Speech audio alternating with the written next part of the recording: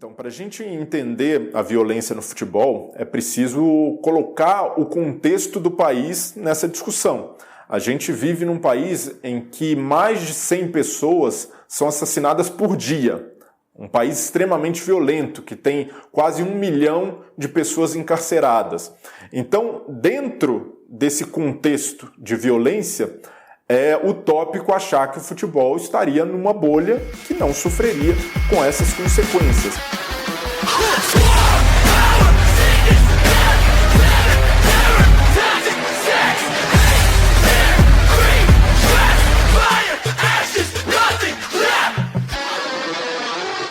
Marcela, cuidado.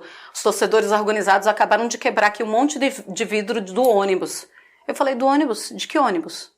Do ônibus do Palmeiras. Eu falei, do ônibus do Palmeiras? Eu achei que era do ônibus adversário, ou de um ônibus que estava passando, que já era um absurdo. Mas eu não conseguia acreditar que o torcedor organizado estava quebrando o próprio ônibus. Quando eu fiz o meu documentário, eu entrei com a polícia, eu estava ao lado dos policiais e a torcida me xingava, me falava um monte de coisa, era assédio para todo lado, mesmo junto dos policiais. Eles até tentaram me defender, mas não tem o que você fazer nessa situação a não ser falar, cara, você não pode falar isso. Eu fiz um jogo Inter e Banfield em 2010, na Libertadores, lá na Argentina. Os jogadores do Inter estavam aquecendo na beira do campo na minha frente e os torcedores, tinha uns 3, 4 caras fazendo, imitando um macaco do meu lado. Eu filmei, na época eu era vídeo repórter. A cena que vem na minha cabeça, isso até repercutiu internacionalmente, de um torcedor do Atlético que foi pisoteado por uns 14 ou 15 do Vasco da Gama. E eu vi isso de muito perto, eu estava a 2, 3 metros do local onde isso estava acontecendo. Então isso foi bem na minha frente. A reação que me bateu na hora que eu cheguei em casa foi um choro, assim, um choro até de colocar em dúvida se eu queria isso para minha vida mesmo, se eu queria o jornalismo e o futebol para minha vida mesmo. Futebol é do povo? Futebol já foi do povo. Poucas coisas hoje em dia são do povo.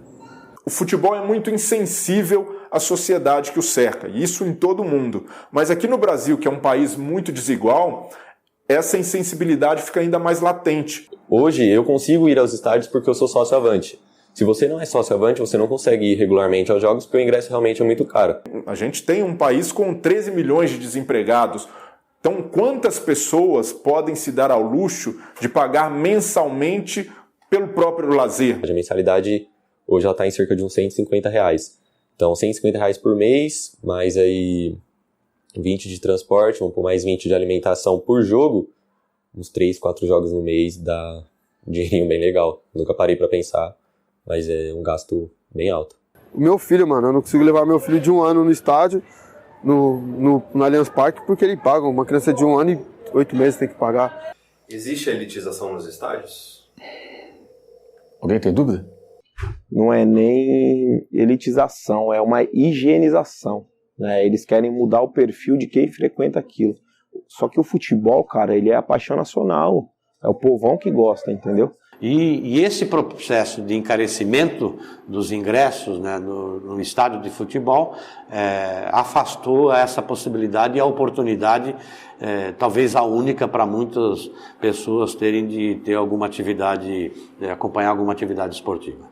Olha, eu entendo que o futebol é cada vez mais um evento caro, onde a contratação de jogadores, técnicos, o custo dos estádios, tudo isso é de um alto custo e o valor do ingresso ele tem que ser de alguma forma proporcional a esse custo, guardada, lógico, a capacidade de compra do povo brasileiro. Poxa, ingresso caro, só assim vamos bancar elencos. E as pessoas que estão excluídas do futebol, que antes lotavam a geral, que lotavam o tobogã do Pacaembu. Para onde elas foram? O que aconteceu com elas? É uma forma de discriminação. Discrimina as pessoas que têm um poder aquisitivo menor, os mais pobres, a classe C e D. Você afasta, mas a gente convive com isso na nossa sociedade desde que o mundo é mundo. Eu acho a torcida organizada importante porque ela leva a gente pro estádio onde quer que for, assim. Existem fatores psicológicos que influenciam o torcedor dentro do estádio de futebol. Um dos fatores é o anonimato. Então você tá lá junto com a torcida, ninguém sabe quem você é. Ninguém pode te apontar o dedo e falar, você fez algo errado. Você tá anônimo. Temos a questão de número. Você tá em mais número, então você olha pro lado, tem gente ali do seu lado e você fala, bom, por que não? Temos também a imitação. Você olha uma pessoa do seu lado, ela jogou alguma coisa dentro do campo. E a pessoa vai, vou fazer igual, vou lá e jogo, porque parece ser legal. E aí vai fazendo um efeito cascata. Então isso tudo atrelado à bebida alcoólica, atrelado à competitividade em geral, estimula muito o torcedor ou o indivíduo em geral a agir de certa forma que ele não agiria em outros lugares. Estar em grupo potencializa a agressividade de uma pessoa? Potencializa. Porque quando eu estou em grupo, eu não sou eu sou o grupo. Quando eu estou em grupo, a minha individualidade ela é diminuída. Quando eu estou em grupo, a minha identidade ela se perde na identidade da massa.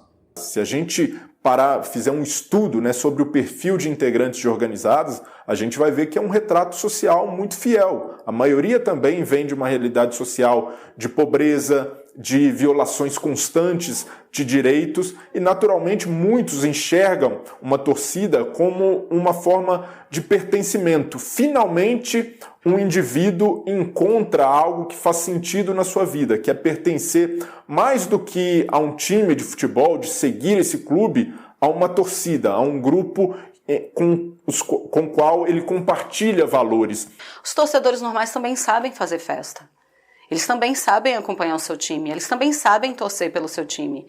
Agora, será que vale o peso do que elas fazem fora do estádio de futebol? Será que vale o peso do que elas fazem dentro de um estádio de futebol, muitas vezes com brigas e com violência e maltratando mulheres e famílias que estão ali? Será que vale o peso? O problema das torcidas organizadas, todo mundo sabe, é que envolve muitos fatores além do simplesmente torcer. E aí está um certo paradoxo, né? Você tem que excluir a violência, mas você precisa preservar a ideia de que tem uma atmosfera festiva dentro do estádio, que hoje ainda é produzida preferencialmente pelas torcidas organizadas, né? Então isso é um certo dilema. As torcidas organizadas não podem, elas geralmente falam que a culpa é da mídia, né? A culpa é da mídia, que não mostra o trabalho social, que não mostra a festa, que não mostra a festa do carnaval. Para cada festa que a torcida organizada faz, tem 3 crimes. Isso a mídia não mostra. A mídia mostra o que interessa a eles, que é 3 gato pingado briga, eles querem mostrar isso, quer falar que a torcida inteira só tem vagabundo. É isso que a mídia mostra, fala da gente. A mídia não gosta da torcida organizada. Para eles, podia acabar. A mídia ela é violenta. Para começo de conversa, ela é violenta. Ela vende violência. Esses telejornais do fim da tarde, eles vendem violência. A indústria cultural ela é violenta. A sociedade do espetáculo ela é violenta. Ela é fundada na violência. Ela comercializa, plastifica, pasteuriza, encaixota, te entrega numa prateleira do supermercado a violência. Tava aí, a mancha inteira foi fazer doação, né, para as crianças aí fora, não só aqui no estado de São Paulo, mas no Brasil inteiro, aí, até fora do país. Teve esses projetos aí, né, social da Dia das Crianças, como também tem no Dia das Mães, Natal, campanha do agasalho. Você tem muitos jornalistas e meios que são sérios e que trabalham de uma forma bem conceitual em relação ao que seria um bom senso, em termos de não criar um cenário de guerra, né, durante os jogos e durante a semana que antecede as partidas. Mas hoje você tem também um setor forte da mídia que gosta de provocar, que gosta de criar um cenário de batalha. É uma medida difícil porque da rivalidade ao ódio, às vezes é um pulo. Pois esse é o principal ponto, assim, é o dar tranquilidade para que o espetáculo saia sempre com a paz ou com a paz possível naquele lugar. Em nenhum momento instigar a raiva, o ódio dos torcedores, mas principalmente fazer com que as pessoas que estejam ali, elas entendam que quem for passar do ponto, ou quem entrar numa briga, ou quem xingar, ou quem inflamar ainda mais aquele ambiente tenso, vai ser punido. Nem sempre isso acontece. Eu enxergo que a mídia hoje, infelizmente, ela não tem tanta credibilidade, porque é uma mídia parcial e que divulga algo de acordo com o seu interesse, né? Infelizmente, a gente vive num país que é muito sensacionalista. A mídia não resolve o problema, nós não somos agentes desse negócio. Quem tem que resolver o problema disso aí são os personagens, os envolvidos diretamente, que são os jogadores, são os técnicos, são os dirigentes, as autoridades, que tem que dar segurança ao cidadão e ao trabalhador. Qual é a graça do futebol sem a torcida, né? Tá mais do que provado que torcida única no estádio não resolve nenhum tipo de violência, até porque a gente sabe que, independente de ter torcida no estádio ou não, os torcedores que vão para brigar, eles fazem isso, na maioria das vezes, longe do estádio. A torcida única foi uma medida drástica tomada há alguns anos atrás diante da grande violência que era verificada. E foi uma medida que se entendeu imprescindível para o controle da violência. Então, pra gente seria menos legal, digamos assim, porque não ia ter com quem confrontar. A gente xinga o jogador, zoa com o jogador ali, mas você xingar uma torcida adversária, você zoar eles, cantar uma música provocando, sem dúvida, muito, muito melhor. De positivo, a gente percebe que no entorno do estádio há um clima melhor hoje do que você tinha no passado, quando tínhamos 2 torcidas. É um cenário que atrai muitas famílias, tem crianças no estádio. Eu acho que é um último recurso para evitar violência. Se tiver salvado uma vida, já valeu. E eu acho que salvou. A segurança pública, no geral, tem a sua parcela de culpa também em relação ao que acontece, porque a gente entende que a demanda às vezes seja maior do que o número de pessoas envolvidas para tentar resolver a situação, né? Em contrapartida, acho que não é o cenário ideal para um espetáculo esportivo. Acho que é uma falência da sociedade, principalmente dos governos, quando eles optam por isso. O que você acha da torcida única? Nossa, torcida única é aquela coisa assim, sabe? É quando a nossa política de segurança não consegue ir para canto nenhum, porque é incompetente, e aí fala assim, tem uma solução. Só é ruim quando um jogador faz um gol e não tem ninguém para comemorar, é péssimo quando um time é campeão e o estádio está vazio porque só tem torcida visitante. Então, de uma forma geral, eu acho que o futebol perde muito mais do que ganha com a torcida única. É um absurdo, eles precisam encontrar uma outra solução para isso. Essa é a solução mais ridícula, a mais simples, a mais ridícula é a que eles utilizam. É inadmissível que o cara esteja brigando no final de semana e que no outro ele também esteja, e que ele não seja punido por isso. Mas, por exemplo, se você tem um episódio de violência na arquibancada e o clube consegue identificar aquele torcedor e consegue, por exemplo, banir esse torcedor de frequentar o seu estádio, isso pode ser uma maneira de minimizar e evitar que esse tipo de episódio se repita. É uma coisa que já é bastante feita na Europa e eu acho que precisa ser feita aqui no Brasil, né? A gente não tem investimento suficiente para isso. Então, pensando nisso, fazer uma penalização para todo mundo, aquela coisa de que cai no colo de todo mundo, é um jeito que a polícia e que o Estado em geral achou para resolver essa questão, porque se continuasse ia virar um efeito cascata e nunca mais para. Você não sabe quem foi que fez, então todo mundo continua fazendo.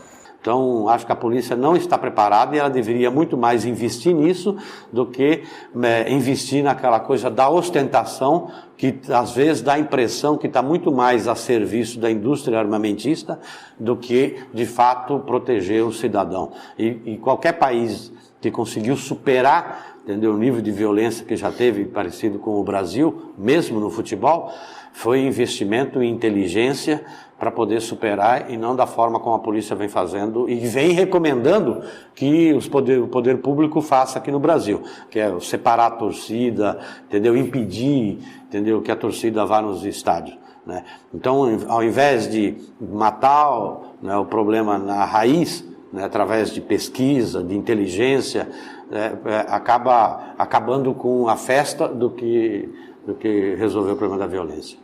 Então, se a gente tivesse tecnologia, se a gente tivesse estrutura para punir individualmente, talvez sim. A questão é a seguinte, quando são 2 grupos grandes e eles estão brigando, a polícia chega lá, você não sabe quem começou. A punição criminal é sempre individual. é apurado o que cada integrante fez e é responsabilizado na medida da sua culpabilidade. Mas, se uma determinada torcida, elementos da torcida, reiteram atos de violência, pode haver uma suspensão dos trabalhos da torcida. Então, a violência do futebol não vai acabar dessa forma. Não vai acabar com nenhuma medida que a polícia tomar. A polícia ajuda a diminuir, a controlar, mas ela não consegue acabar com a violência no futebol. Isso quem tem que fazer são os indivíduos envolvidos no meio. Então não é um problema localizado só do futebol, né? Seja por falência da segurança pública, seja pelo motivo que for, a torcida única é um mal. E eu acho que, no momento, um mal necessário. Se você salvar uma vida, isso está acima do futebol. Ah, que acaba com o futebol. Olha, sinto muito, mas o futebol não está acima da vida das pessoas. Mais homofóbico do que machista até. É difícil a gente encontrar uma torcida que abrace um torcedor gay. Eu não vejo assim ninguém de boa vontade abraçando. A torcida organizada, por exemplo, do Palmeiras abraçando um torcedor gay. Não vejo. Se um torcedor de organizada se assumisse gay, a relação mudaria com os outros membros? Por mim, na minha visão, mano, eu mudaria um pouco com a pessoa. Tipo, mano, já não daria mais pra colar, entendeu? Pra mim, nós não pode mais colar, mano. Muitas pessoas acabam trazendo situações para dentro da torcida que a gente já trava da porta para fora, porque a gente não tá aqui para falar de política, de religião, de questão de gênero. A gente tá aqui para falar do Palmeiras, né? Só que é pela ideologia da torcida, mano, entendeu? Tipo, não usar brinco, cabelo loiro, esses bagulho, entendeu, mano?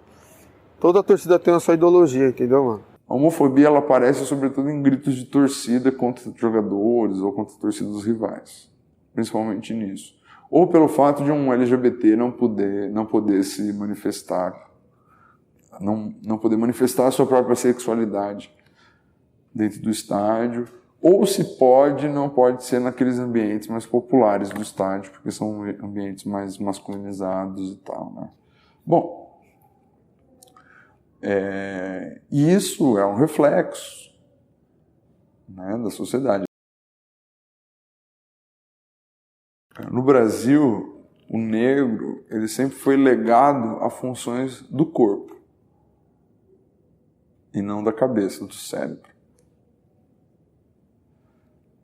E uma dessas funções é a função de jogador de futebol, uma das poucas possibilidades de ascensão social do negro na sociedade brasileira sendo jogador de futebol. Por quê? Porque não é uma função ligada aos atributos da racionalidade, da cabeça, da razão, da gerência, da administração, do capital. É o corpo. É um músico, por exemplo, também, dançarino. São as possibilidades de ascensão. Então o racismo está aí. O racismo está nisso, entendeu, cara? Quando você fala que o futebol é o lugar do negro, o jogador de futebol é o lugar para negro. A gente costuma dizer que no Brasil o racismo é velado. A gente, de fato, em algumas circunstâncias, a gente não consegue perceber o racismo, ou pelo menos finge não perceber. Mas no futebol, ele é escancarado. Você vai no estádio e vai ver o torcedor rival chamando o adversário de macaco. Isso daí, ou até jogadores em campo se xingando com ofensas racistas. Então o futebol ajuda a trazer esse problema à tona, algo que é muito silenciado na sociedade, tratado como tabu em várias circunstâncias, mas no futebol a gente não pode ignorar, porque isso acontece de uma maneira muito manifesta, muito latente na arquibancada. E acho que a gente também tem uma tolerância muito grande ao racismo. E os organismos do futebol são muito tolerantes. O futebol lida mal ainda com essa questão do racismo. Acho que um meio bem racista estruturalmente. Os presidentes de clubes são quase todos brancos. Os treinadores, como a gente pôde ver agora, essa manifestação recente do Roger Machado, são treinadores quase, em sua maioria, são brancos. E você tem um número de jogadores negros bem elevado, né? Então mostra que os negros não ascendem nem num lugar onde eles são referência. Acho que hoje a gente vive um processo em que muitas autoridades do país são racistas estruturalmente. Na verdade, eu acho que todo mundo é racista. O que a diferença é que quem percebe o quanto é grave a questão do racismo se assume racista e se torna uma pessoa que tenta combater o racismo. O futebol é um meio extremamente machista. As minhas amigas que trabalham na cobertura sofrem isso diariamente. O torcedor, ele no estádio, com o apoio de outros, ali naquela maioria insana, ele comete atos lamentáveis. As mulheres são desrespeitadas com muita frequência no estádio de futebol. Elas fazem mais diferença que muito marmanjo aí, que se fala o bam, bam, bam, e tem mulher que é mais disposição que muito cara, entendeu? O camarada, ele age dessa maneira no dia a dia, ele vai entrar no estádio de futebol, vai limpar a alma, vai ficar diferentão e vai ficar super legal, maneiro. Agora não é mais um cretino, não é mais um fascista, não é mais um xenófobo, não é mais um homofóbico, não. Agora virou um cara legal porque ele entrou no estádio. Não, ele continua sendo o mesmo. Como mulher pro futebol em geral, como profissional, é muito difícil, porque muitas vezes você não é levado a sério. E como espectadora, tem muito essa questão do assédio e também a ideia de mulher não sabe nada sobre futebol, que é uma coisa que a gente precisa mudar e precisa se educar em relação a isso. Ela é ensinada, em primeiro lugar, pela própria família. Um dos ambientes de reprodução da violência é o seio familiar. A segunda veia de reprodução da violência é a escola. Porque na escola, inspetores, professores, a burocracia escolar, ela vai tratar determinados alunos com violência. E aí tem uma questão de classe também, né? Mas enfim. E, em terceiro lugar, o Estado. Sobretudo a parte da Polícia Militar. Né?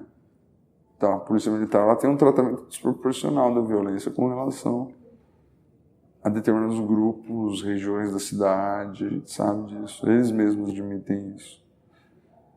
Então, essas são as veias, então a violência é aprendida e ensinada por causa disso. Porque ela não é natural. Teremos uma segurança pública que as pessoas consigam respeitar a polícia.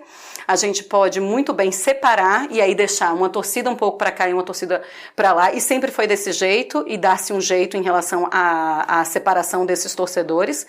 Educação no nosso país, que precisa ser algo de base. O que não dá é para a gente começar agora a separar torcedores e colocar apenas uma torcida única achando que a gente está tendo solução para isso. Não é a solução. O problema ele é mais embaixo. É um problema de anos que a gente precisa resolver. A estratégia preventiva e a estratégia de inteligência ela é mais eficaz, no sentido de que, indo no CPF e não no CNPJ, você consegue, de fato, impedir a reincidência e, ao mesmo tempo, mostrar para o grupo conjunto da torcida de que um novo tipo de existência ali no futebol de espetáculo ele é possível. A torcida pode continuar apoiando, mas que ela também reveja o seu comportamento. Isso, através do exemplo, isso pode ser alcançado. É fazer investimento em segurança pública e em inteligência, criar as condições. Então, do ponto de vista da violência, para as pessoas terem segurança de ir para o estádio. A outra é de que você precisa diminuir o preço dos ingressos, tá? Para as pessoas terem acesso, tá? As torcidas organizadas, inclusive, têm um papel importante para ela poder fazer com que os ingressos, inclusive, cheguem nos setores populares. Porque a maior parte das pessoas que fazem parte das torcidas organizadas são gente das classes populares, tá? Então, ali é uma forma de você garantir que os setores populares tenham um espaço garantido. A gente muitas vezes vê também a violência partindo de entidades que organizam espetáculo, com ingressos com preços proibitivos. Essa elitização do futebol é muito nociva pro espírito de verdade do futebol, porque o torcedor que se sente violentado, ele vai manifestar essa insatisfação de alguma forma e geralmente acaba descambando para violência, né? Manifestação da pessoa excluída, que não se vê mais presente nesse espetáculo. Tem uma previsão de se um dia ainda haverá clássicos aqui em São Paulo com duas torcidas dentro do mesmo estádio? Por hora. Tem um projeto assim? Por hora não, por hora não.